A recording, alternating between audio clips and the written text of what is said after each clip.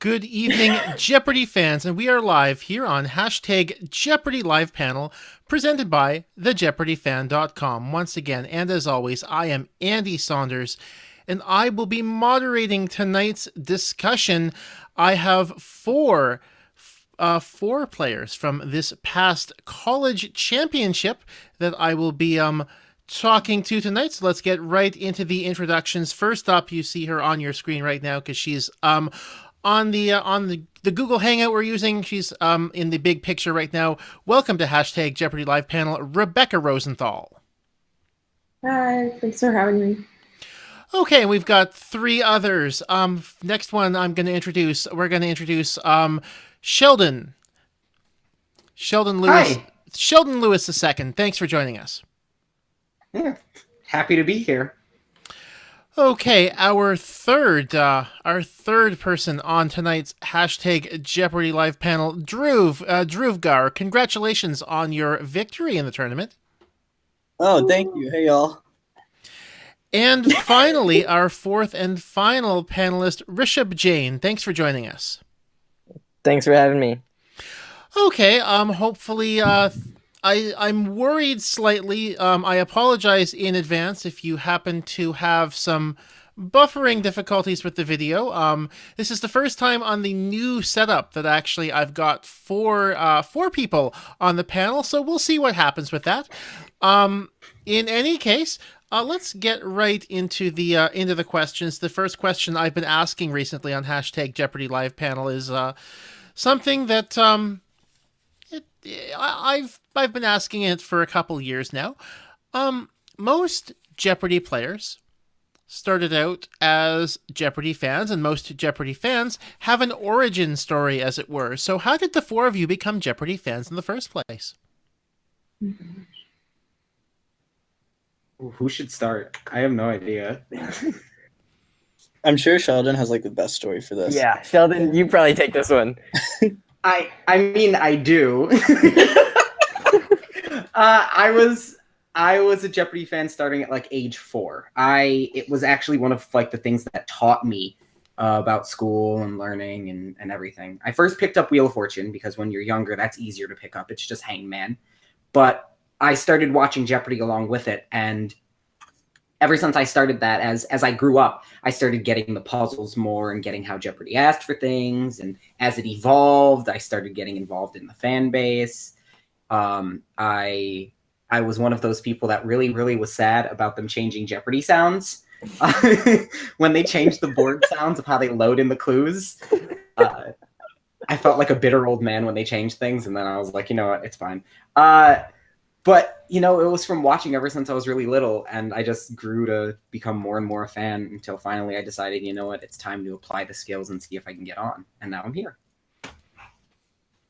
Very nice. Yeah. Beautiful. That's so inspiring. And I didn't even make it further. All of our stories are going to sound bad after that one. Yeah, I mean, I can, off the top of my head, like, it's so weird. I would always catch, like, little bits of Jeopardy games, you know, like, sitting in the waiting room at the dentist's office, or just, like, at home. It always came on, like, right as I came home from school. And so I'd, like, walk into the house and, like, Final Jeopardy would be on because I always came in late.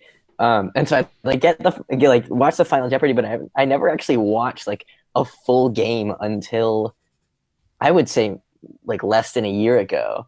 And then I was like, wow, this is a lot of fun. And I would, like, I always call it shoutcasting, where you just scream the answer at the TV until, like, you realize you get it wrong. And so I would do that really often. And I found that, you know, when I shoutcasted, I actually got a good number of them right. And my dad would be sitting next to me. He'd be like, why don't you just be on the show? And I was like, all right, easier said than done, but might as well try. And so, and, you know, a lot of my cousins and family members are always, like, big into trivia and general knowledge stuff.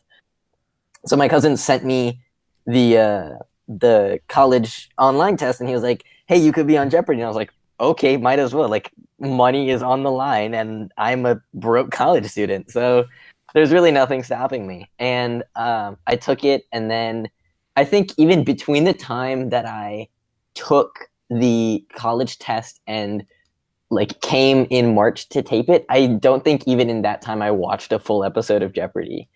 And so I like when I studied, I just found myself reading things, but I think now, having competed and having been a part of this giant Jeopardy contestants group, I find myself like trying to make time at 7:30 here in Atlanta to watch it all the time. Very nice. Drew, for Rebecca, I haven't heard your stories yet.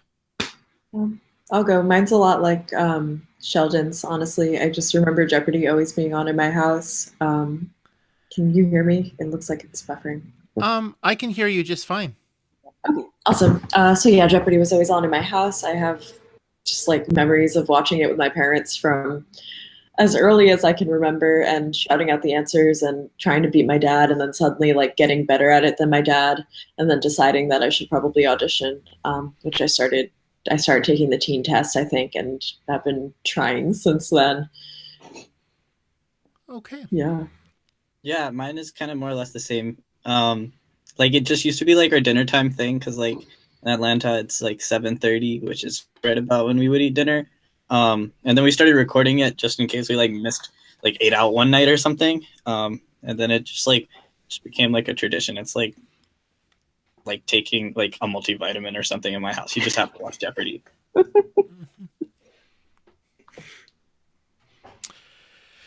So those are all very nice. Once again, if you've got a question, if you're watching, there's the YouTube live chat. There's the hashtag Jeopardy live panel on Twitter. I do keep an eye on both of those throughout the taping. My next question, obviously, the players are sequestered. You guys are all sequestered during the quarterfinals, so you don't get the opportunity to see and have a better idea as to what the wild card scores may be. But my question for all of you, well, first of all, did they tell you that they were actually going to be taping the green room during the sequester and posting it online afterwards? They did. Yeah. I think there was a moment when we were like, oh, should we not be cussing while we play Jumbling Towers? And they're like, no, the sound will be off. Yeah, they told us they had GoPros all over the corners, and it automatically felt like a giant house from Big Brother. But then they told us, there's no sound. I got that same feel. Yeah, everyone was like, oh God, I can't say certain things in here. But then, they told us the sound was off, so we had some words for each other playing Uno, might I say. Yeah.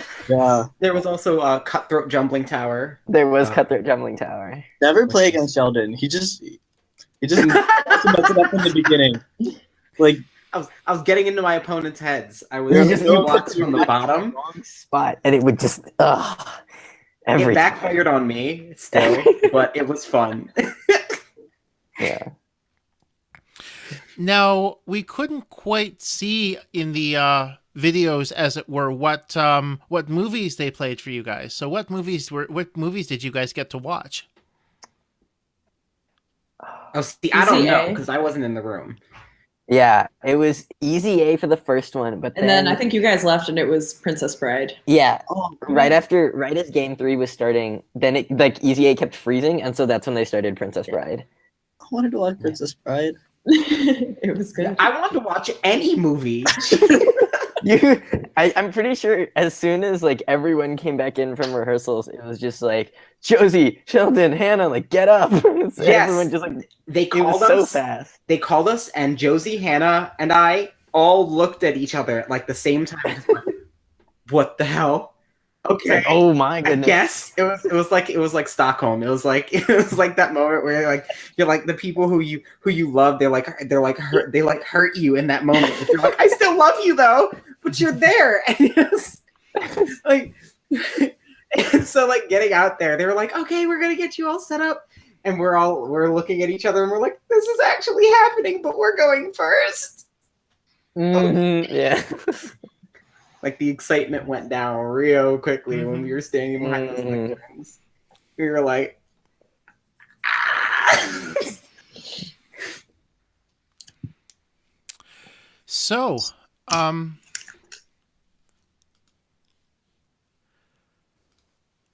have I?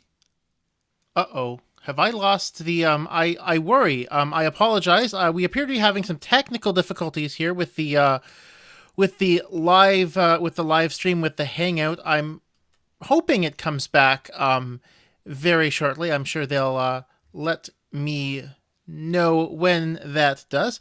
A couple of things I just want to bring up while we wait for that. Obviously, we're let's see here.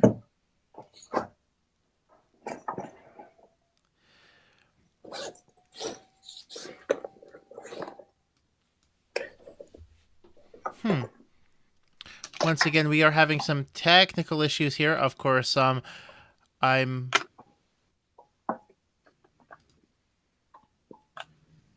going to need some a couple of seconds. I do apologize to my guests, to my viewers. This is the first time we've actually had some major issues, as it were. I hope the stream didn't completely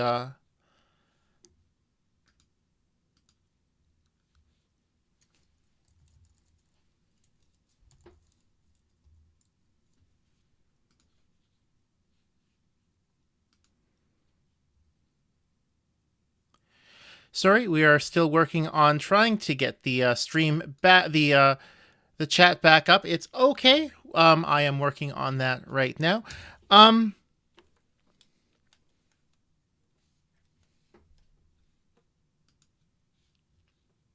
Please bear with us as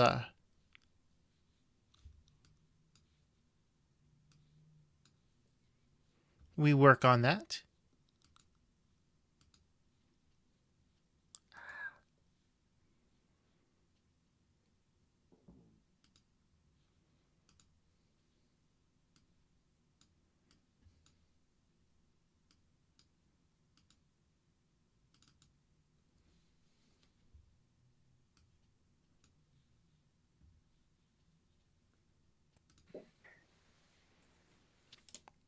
Phone for this. Are there two You can hear me from across the room. Hi.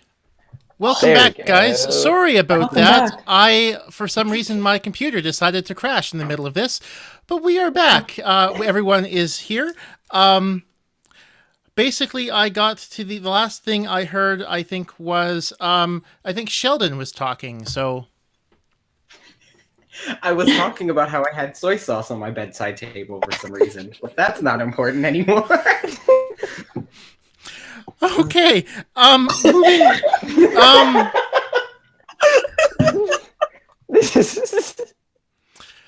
I don't think the soy sauce story made the live stream, though, so... That's unfortunate. This is really the best of the college championship right here. Yeah, I know. This displays exactly why I made it one step through the process. I thought I had soda on my bedside table, and it was instead just a big bottle of soy sauce. And I went, "Oh, that's soy sauce." So I had to go grab myself a soda, and now I have one.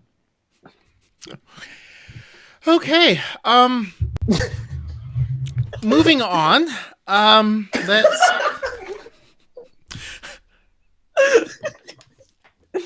Honestly, the response I expect.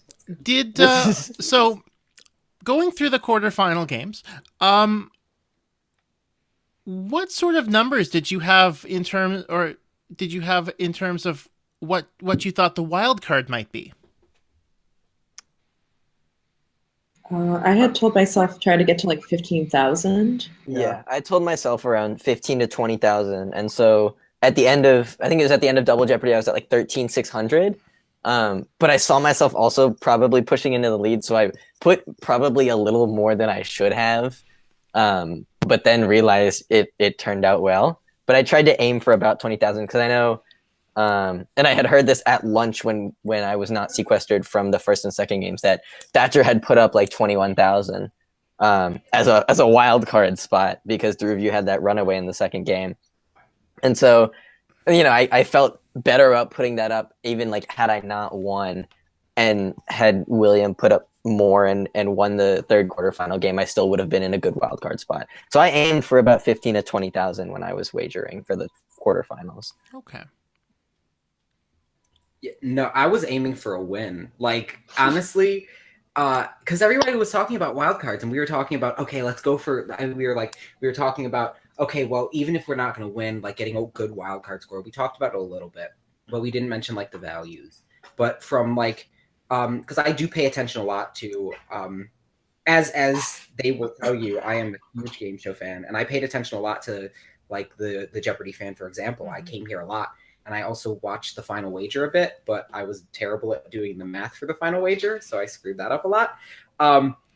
So instead, I was just like, let's go for a win here. Let's try and sweep out and see if we can actually get it. I was not going for a wild card. I knew that a wild card was possible, but I knew that the way I wanted to play was to aim for that win, not to aim for a wild card, not to balance for that maybe you'll get up there chance. It was you win or you lose attempting to win. And if I would have just like a lot of people were saying, for example, that a bet should have been a bit more modest, and that's true. Mm-hmm. But I was like, the way I was playing, there was no such thing as a modest bet in that sense. I had to go for it, or else it would have just been a lost game for me in my head. So. Well, I mean, that's not a terrible thing to think either. I mean, in the last Tournament of Champions, Buzzy was very much, he wanted to play for the win because he didn't want to have to sit there through 4 games being all nervous about whether his wild card score was going to hold up. Right. Yeah, and that's funny because that's what ended up happening with me and Josie sitting there. We're like, we know we're not getting through, but there's hope. Yeah, I think, and that's what I was talking to.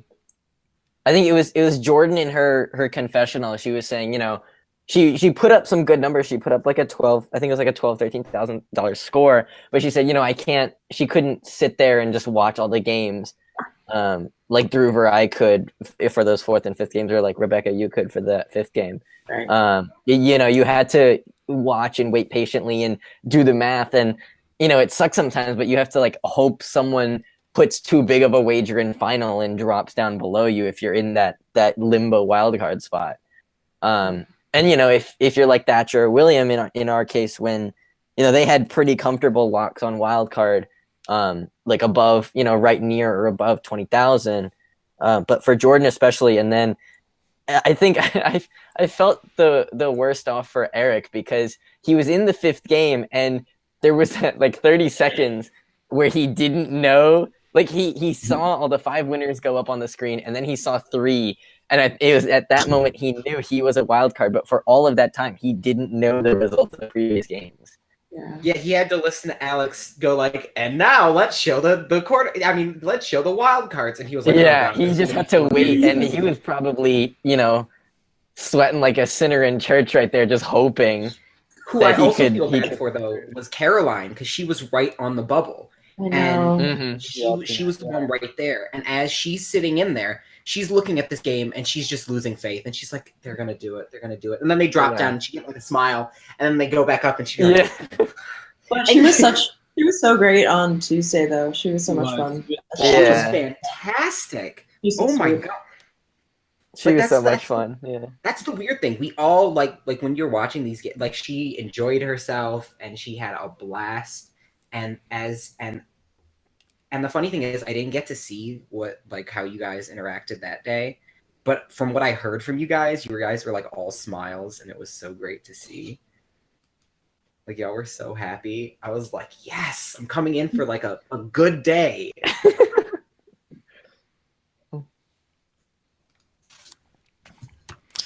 So, obviously your tournament got cut or postponed a couple of months because of what happened with Alex. What sort of so how was it, first of all, finding out before everyone else, as it were, that the tournament was going to be postponed and that everything, news was going to break massively about Alex? And how was it waiting the extra few months? Weirdly enough, I got the call while I was like in TJ Maxx, and I had just purchased my Jeopardy desk calendar for the year. And I was like, oh, Maggie Speak, uh-oh. And I I called her a couple times and I was freaking out, and it was just like, it was kind of scary. But one nice thing was that because they postponed it, she was like, "Are you available March 12th to tape?" I'm like, "That's my birthday." So I remember that we sang "Happy Birthday" to you in the group. So that really was fun. Obnoxiously. Yeah, very obnoxiously. A good way to end a day. We had to. Yeah, I think I got the call in. It was like January. Wait, it was like January 5th, I think. It was And like I was we were actually going to fly out, though, wasn't it? Yeah, It was like 5th or He was really close, and I remember like I had like just looked through the flight details with my mom, and she was like, "All right, you got to start packing in the next few days." And then I get this call from Culver City, and I'm like, "Oh, it's probably Glenn. What is he? Is he just like confirming details?" I pick up the phone. He's like, "Hi, how are you?" And then he's like, "All right, we have to push this back." And immediately I look at my mom, and I kind of put the phone down. And I'm like, "Cancel your flight." Because like she had Southwest and she wanted to make sure she could get the refund in time. And so like we then reworked all the details. I called my grandparents. I was like, "Hey, we got to rework this all." And then they told us like 10th to the 14th, and I was like, "Yeah, sure, whatever." And then I looked at my calendar, and that was the same date as a Model UN conference that we run here on Georgia Tech's campus. And so as soon as I walked into class, in my international affairs class the first day, I walk up to my professor and I'm like, "Hey Vince, I just can't come to MUN because I just have this thing. I'm gonna be on Jeopardy. You just gotta bear with me here." Sorry. So he's like, "That's great. As long as like you can shout out GT and like do us proud, you're fine." I was like, "Thank you, Vince."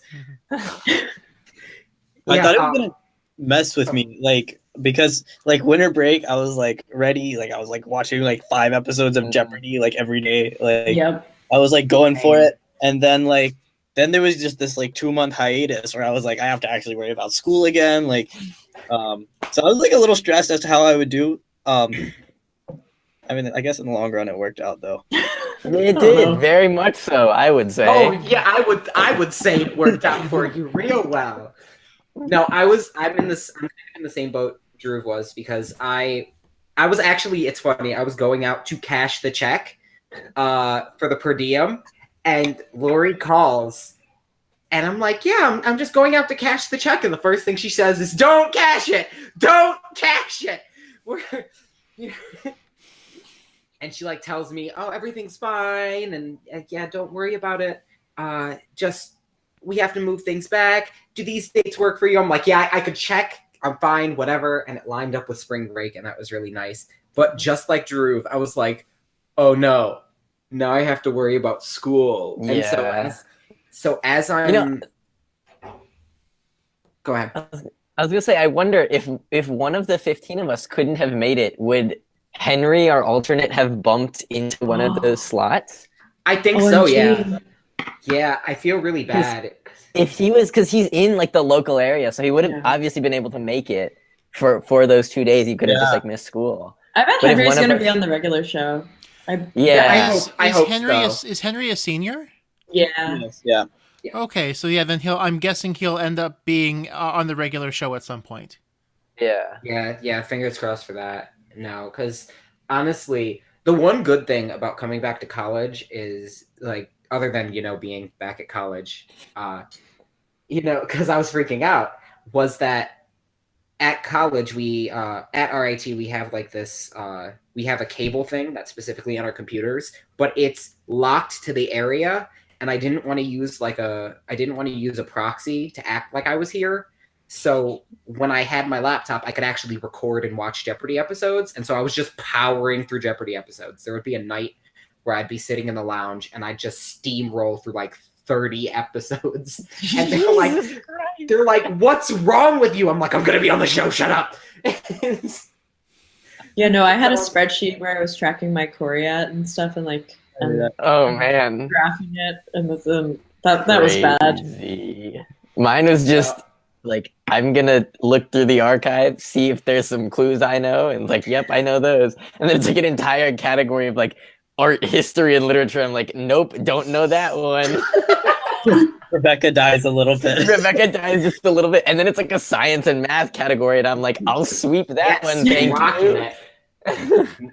No, like I legit did the same thing. And what shocked me about this tournament was how many pop culture categories there were, because Oh, when yeah. you look back through the archives, there aren't that many pop culture categories. And you're like, okay, they're doing this, they're doing that, they're doing whatever. And when I didn't make it through the quarterfinals, I was like, oh, it's fine. There's not going to be any categories for me anymore anyway. And then every game that followed, Everything pops up for filled you. with things that I knew. Like there was a Madam Secretary clue that y'all missed, and I was like, oh no, I'm sorry about Spike Lee. Oh my god, so many people were mad. I don't know what was more mad in me, the film lover in me, or just me being half black. Like the black part of me was like, no, that's not okay. I think the rest of this live panel is gonna be us apologizing to Sheldon on the clues we missed that we know he would have knocked down so quickly. No, I should have just been better on that buzzer. That's all. The other thing was, like, the one thing I learned from J Archive is like almost every college championship, there's always the one like full Bible category, and there's always the one Bible Final Jeopardy. And Oh my god! We watched the break, we would get neither of those. And then we got the final, and we were like, ah. I think after the category was announced that it was the Latin Vulgate Bible, Dhruv and I, we just looked at each other. I was like, oh yeah, Latin. Because we had joked about it, and we were like, "Oh, what if they get what if the two brown guys end up in the same game and like Jeopardy chooses to go Bible on us?" And then we look, and it's like the Latin Vulgate Bible. I'm like, I was like, I know zero of those words. Like, I know nothing about Latin. And then You pulled it though, didn't you? Yeah, You pulled it though. Got it, yeah. Yeah. I was trying to work my Spanish knowledge. I was like, all right, I see words I know, but I can't tell if it's a phrase or 3 words. And it was a mess. And then I look at Dhruv and I'm like, you have to get this, please, for the culture, do it. Also, I was like a spelling bee kid for a couple of years. So that's where it is, yeah. No, for the last time I read the Bible I was like 9 or 10, and it terrified the hell out of me, and I haven't touched it since. So like looking at that clue and seeing Rishab's response on Twitter was hilarious, because I'm like, what's wrong? What's wrong? It's a good category. No, not for me. I mean, it was even in one of our rehearsal games, I was playing against Thatcher and Josie, and one of the categories in the rehearsal game was like parts of the Bible, and I was like, I'm just gonna avoid that one as much as I can. And anytime one of them got it, they would put it right back. I was like, oh yeah. Man. Thatcher and Josie were both strong Bible, so when it came to that, they went back to it. It's kind of funny because they like Josie. That's one of the things she wanted. She was kind of shocked. In the quarterfinal game where we had the Bible category and she couldn't, like, the couple up there.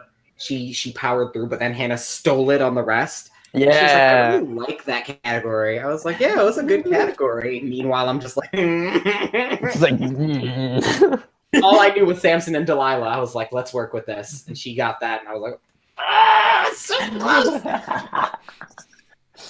There's always like those one or two clues that you know are yours, and then someone else takes it. You're like, I have my eye on you forever now. Yeah, Brown. Brown. Yeah. Actually, though, Thatcher figured it out before I did. I was still running through lists of like Ivy League colleges when he answered it. Then he said it, and I was like, I'm so stupid. Yeah. No, what I was sad about that Josie got from me was the Marine Corps one, because my father's a Marine. So yeah, you told us about this. Yeah. So she picked that up by I think I clicked too soon, and she got it, and I was like, oh, no, my father's gonna give me crap. And so the day that it aired, he said on the phone, he was like, I feel bad because I didn't teach you enough about the Marines. And I was like, Papa, I know I have seen the emblem everywhere. I know the globe and anchor. I've seen it everywhere. So, moving off the saltiness a little bit, are there any clues that you got correct that you're proud of? I think I'm proud of my the one where I had to. It was the University of Alabama, but it talked about sending the Yellow Jackets to a watery grave. I think it gave me a nice little opportunity to laugh and be like, "Thanks, Georgia Tech," and then move right along.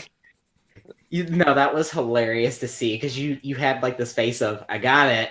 I was and like, I'm so mad about it. And Alex just gave you a look, and you gave Alex a look and was like, like that's. I mean, didn't I'll like take the answering clue that. gladly, but I'll take the money, but nothing else. And there was another one. I think it was also in that same category. It was the U.S. Air Force Academy, and Allie said West Point, and Dhruv, you said Navy, and I was like, "Look, I've been struggling with the clicker all game. This is my time to get my answer." And then I put up my $400, and I still couldn't get anything the rest of that category. I think the one I'm proudest of is the continuum clue. I liked that clue a lot. It was a double clue. It said in math, this is a term that comprises of the numbers in a set. It was specific, and I remembered looking up math terms, but then in the end of it, they were like, in Star Trek, the time space one got especially messed up. Yeah. And I went, you mentioned Star Trek, and this Trekkie is not going down. That was one I was really proud of. But another thing I was actually proud of was not a clue I got, but a clue I accidentally purposefully made someone miss, where I got Josie with the forest bounce. Because Dhruv used it the entire game. It was an accident at first. I didn't do it on purpose.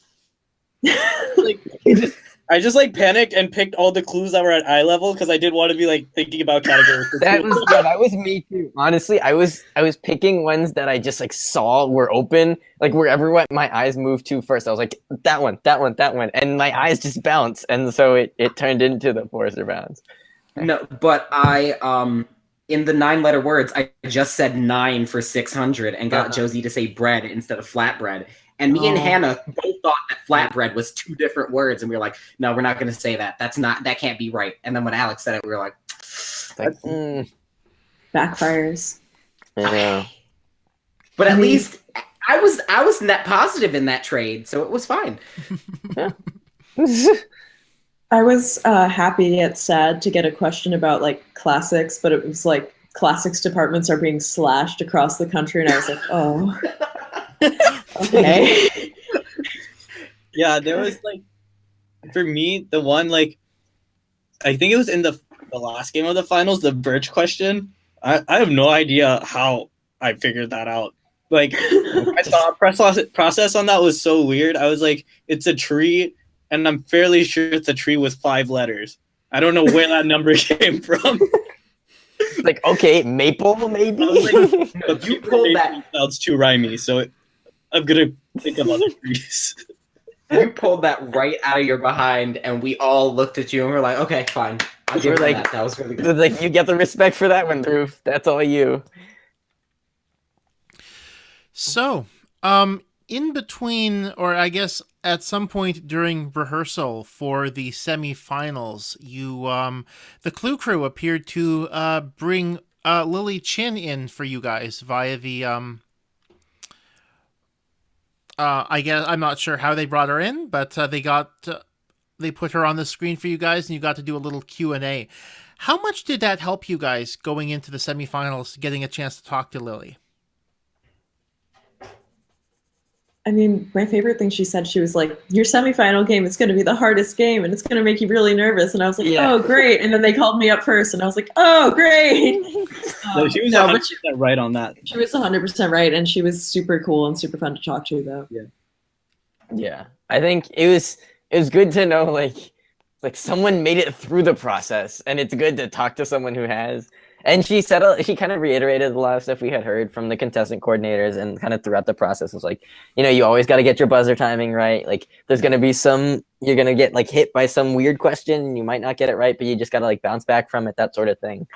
A lot of what I heard from her reminded me of something my high school chemistry teacher used to tell me. And it was the quarterback in football is a player who has the worst memory in the world because they have to, if they take a sack on one play, they have to forget that play and then move right on to the next one and, pass for that gain or run for that gain. And so I think a lot of the same applies to what Lily told us is like, you get hit with the bad question, you get hit with the bad clue, bad category.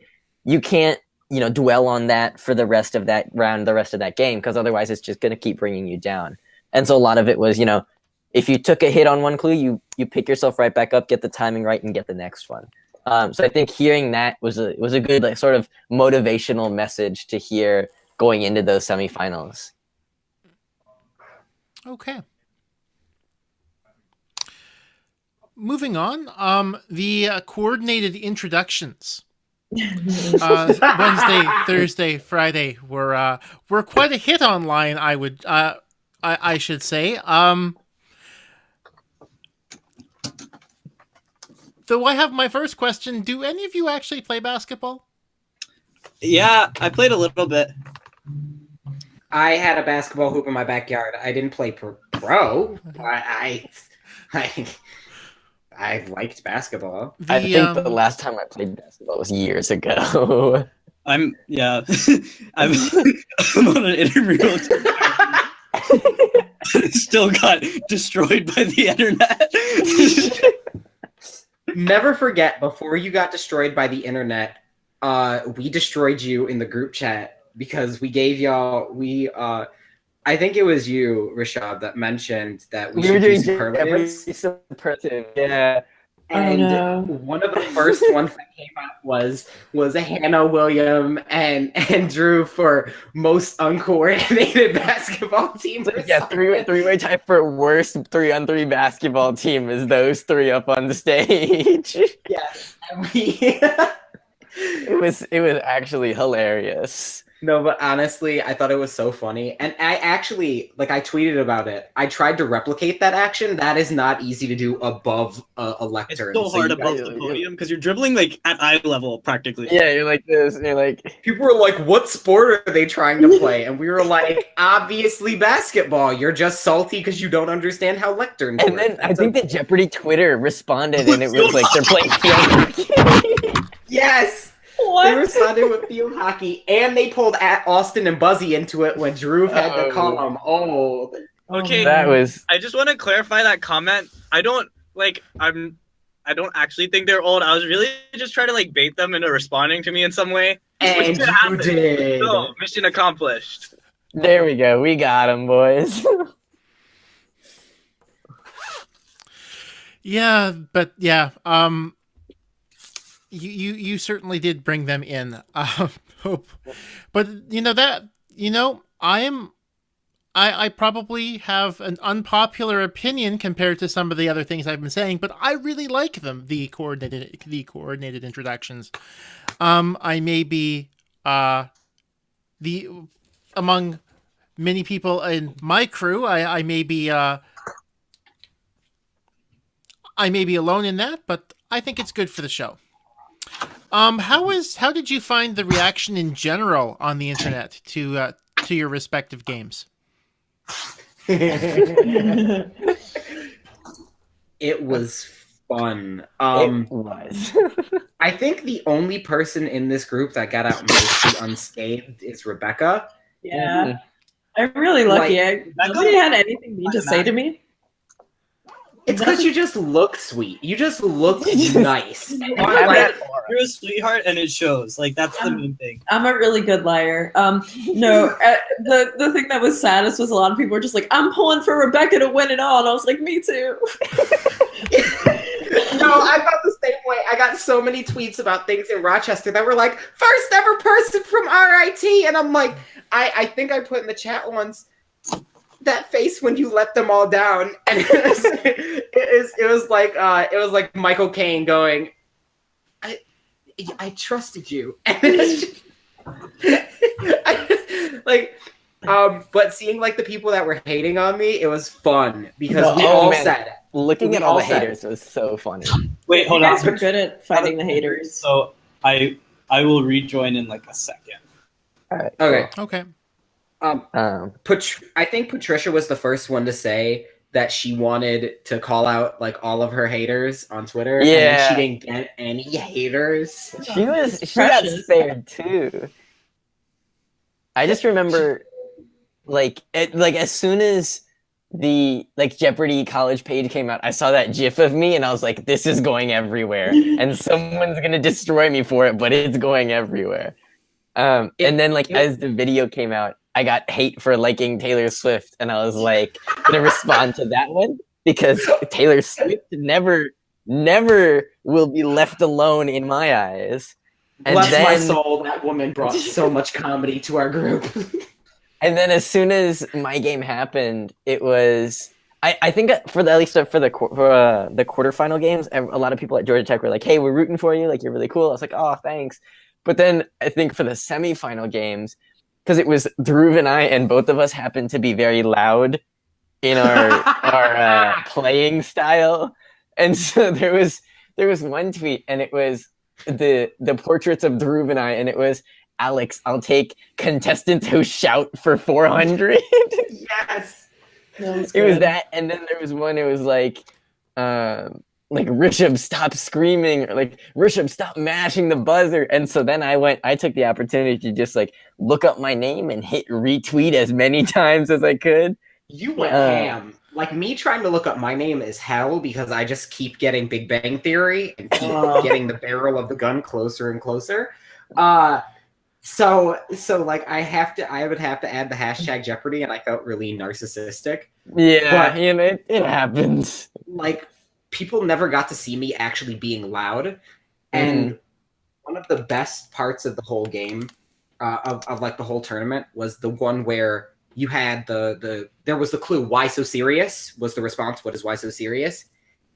And I am so sad I wasn't in that game because somebody was happy that no one did an impression, and I was like, "Oh, you lucked out," because I definitely would have taken the opportunity. There were some clues. I was like, I could be funny with this response, but I might get crap for it.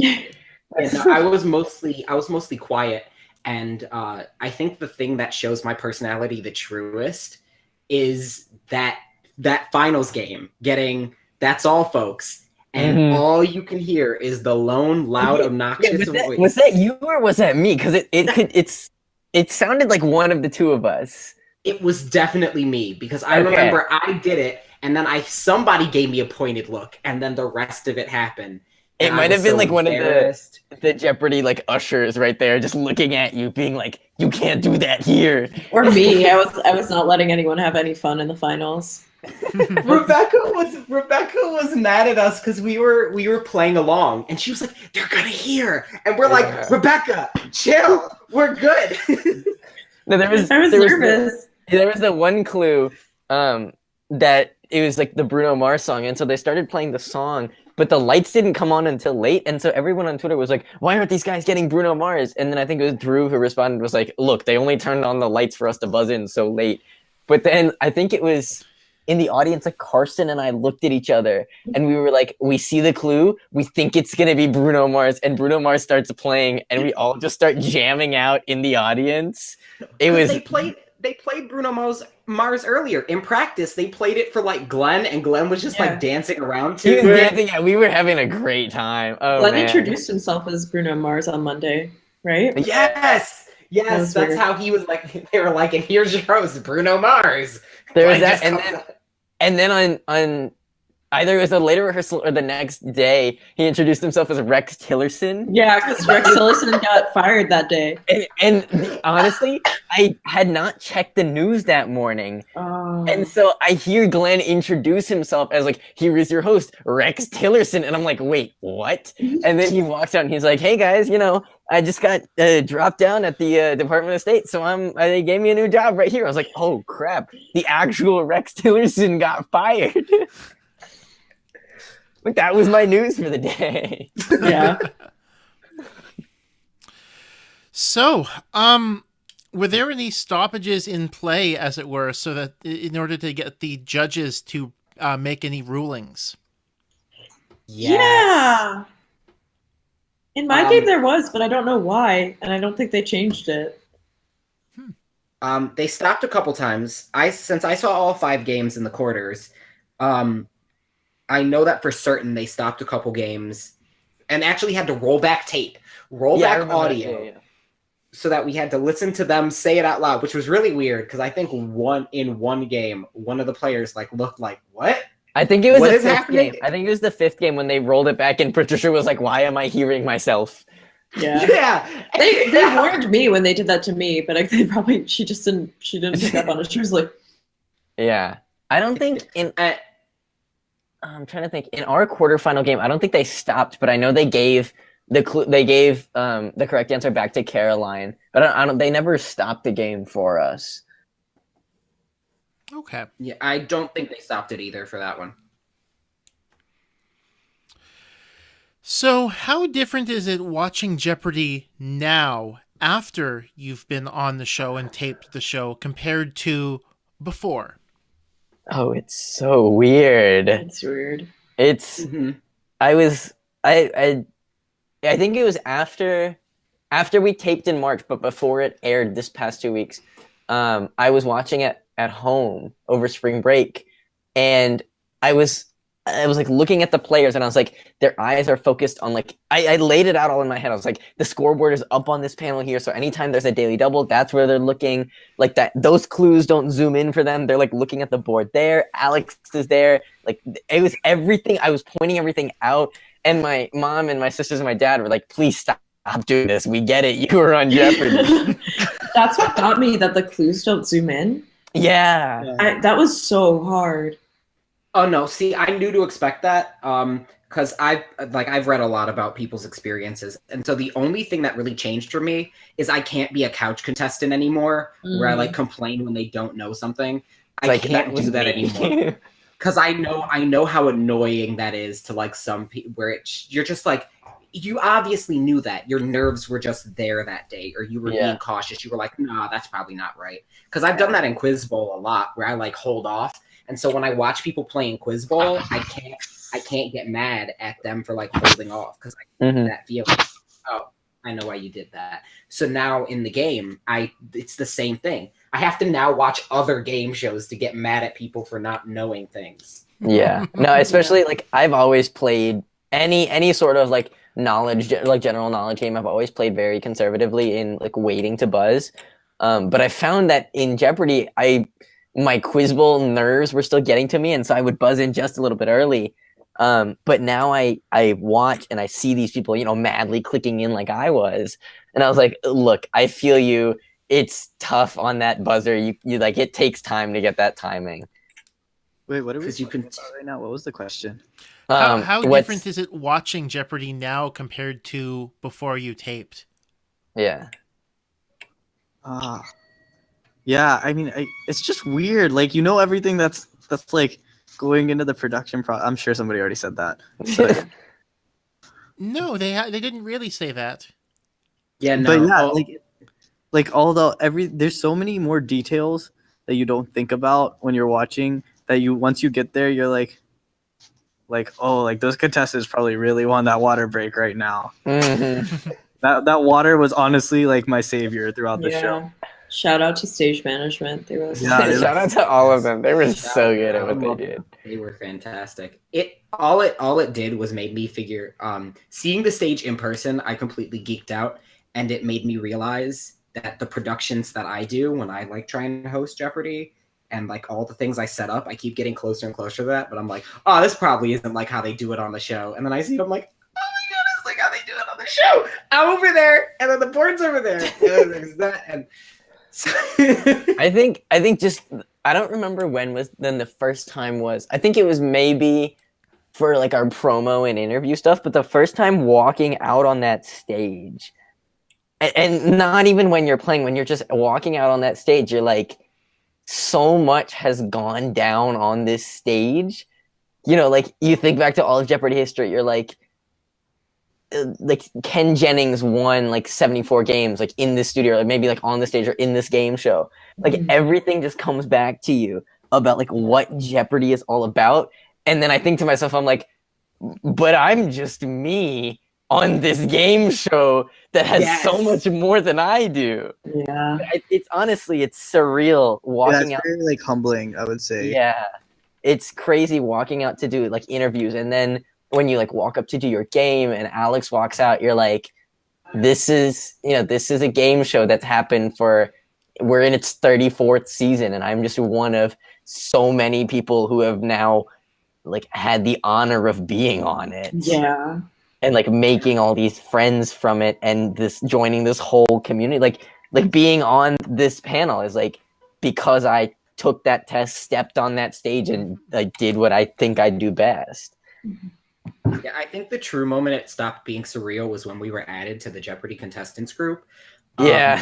But the only other moment it stopped being surreal was during the game when Alex walked out. As a matter of fact, he, I think I said it in my confessional, he peeked out in like practice. I mean, he peeked out in like right before we started and just was like checking on the stage and everything.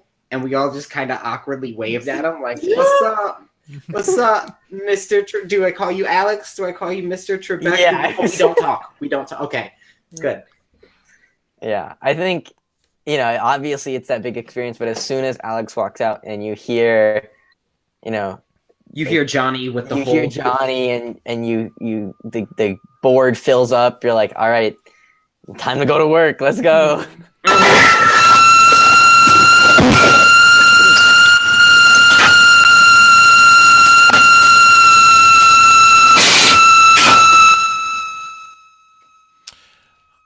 I think that's you, Rishab.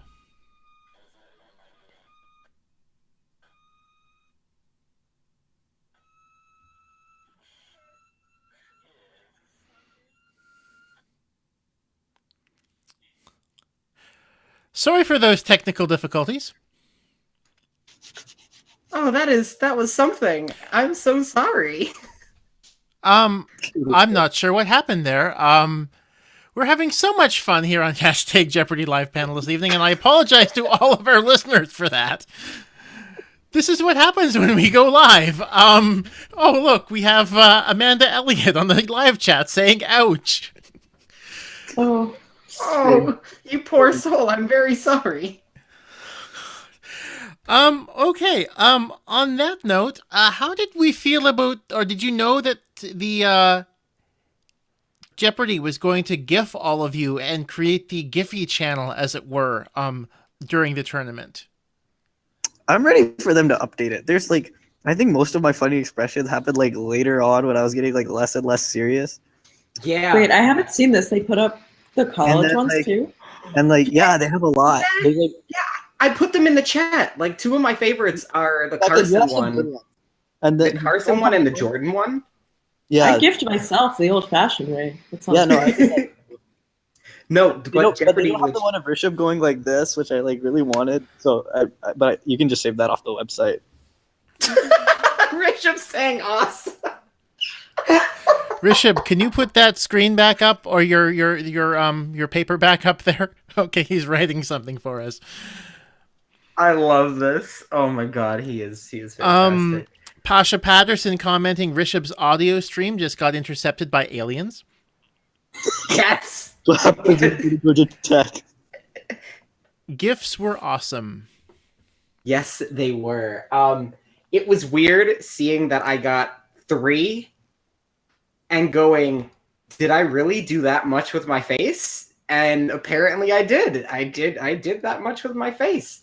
And then seeing like the ones that we had of like Dhruv and William, and Jordan's is still my all-out favorite. Jordan, I don't know if she figured out when she did that. I was in final, where she got it right. Oh, was it?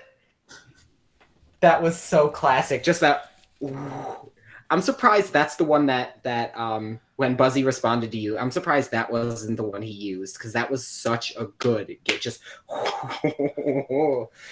Wait, when he responded to me, when he responded, when he was like when he responded to the Jeopardy Twitter. Oh, when I and called when him old. Yeah, and he put a reaction GIF. I'm surprised he didn't use that one, because that one is so good. Yeah.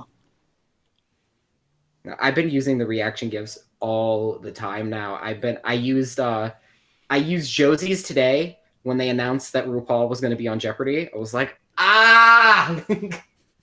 I ran up and down my dorm hallway and was like, RuPaul's gonna be on Jeopardy, and Alex is gonna be on RuPaul's Drag Race, and like ran up and down the hallway, and then I put the GIF online.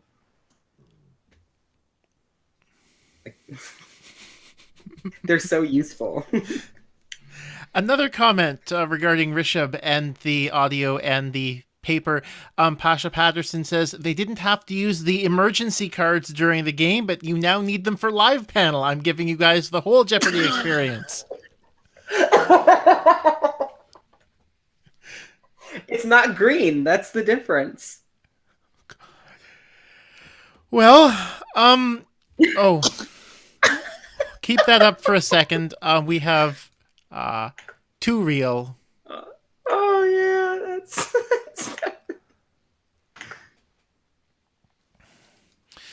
So on that note, I think it's good to say thank you, all four of you, for joining me on hashtag Jeopardy Live panel this evening. It was a lot of fun hearing your experiences regarding the college championship. And Dhruv, good luck in the Tournament of Champions whenever they decide to have it. Have they given you any idea yet as to when it's going to be? No, but it will be a while, and I will need the luck because. Oh, so fingers crossed. Did they tell you it would be a while, or? Yeah, I did. Karina more or less confirmed that it would be a while because I mean the last Tournament of Champions was not too long ago, and I think the longest winner we've had since then is like 5, right? There've been a few 5s. I could pull up the tracker. Yeah, we have a few 5s. I think only one person's actually cracked 100. I think didn't Rob Warman. What Rob Warman did, and then the closest we have is Gilbert Collins with 84,000. But yeah, I'm excited to see them. It's like the real Jeopardy legends, and then there's just me. You're just like, yo. And if you want to put in a good word for them to make an exception for my losing record, I think we deserve I want to face you, Drew, someday. I've wanted to face Drew at Jeopardy. See who's better at the forest. That's not going to happen. It was just a joke. It was a bad joke. Okay. I'd be scared too, honestly. I'd get exposed.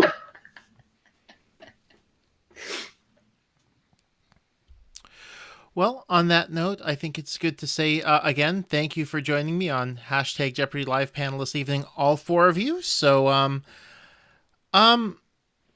I'll be here next Monday night once again at 9:15 p.m. Eastern. We are back to regular play. I'm sure I'll get a few contestants from this week together to discuss this week's games and enjoy them. I'm Andy Saunders. Thank you all so much for joining me, for putting up with the